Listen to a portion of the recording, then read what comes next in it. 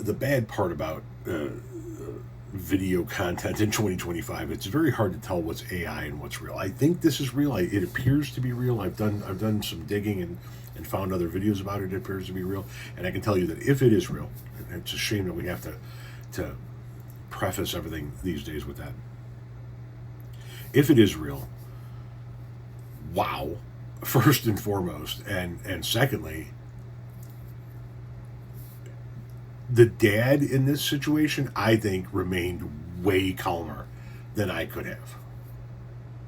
Imagine voluntarily checking into a private psychiatric hospital, then the workers telling you that you cannot check out. Govinda was photographing her daughter's wristband when the staff member lunged to stop her. So then I just tried to get her away from the door, and I was trying to get my family out of that room because it turned into a violent confrontation. It continued down the hall and into the lobby, where Jason shoves one worker out of the way, trying to help his wife and daughter run out the front door.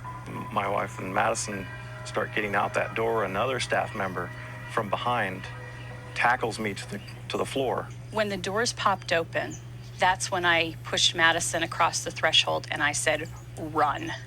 Their daughter had checked herself in at Mayhill for depression on a Friday night. The next day, she says she told a staff member she wanted to leave. State law says voluntary patients can check themselves out and must be released within 4 hours unless a doctor declares them unfit. Madison says she spent the next 2 days asking to leave. Medical records show the doctor signed her discharge at 9 a.m. Monday. Again, she was not released. She escaped. Adding to the trauma, her father, himself a peace officer, was charged by Denton police with assault. He faces trial next month. Assault?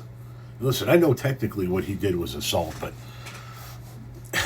I think those people that work at that facility are lucky they didn't get an opportunity to see what real assault is.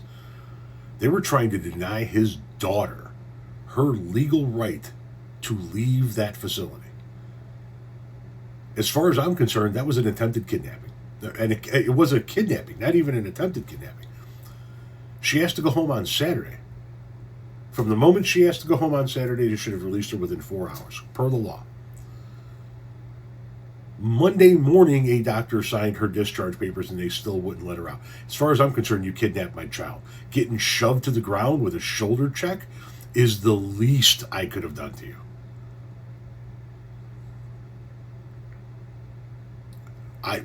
I would be in prison or dead.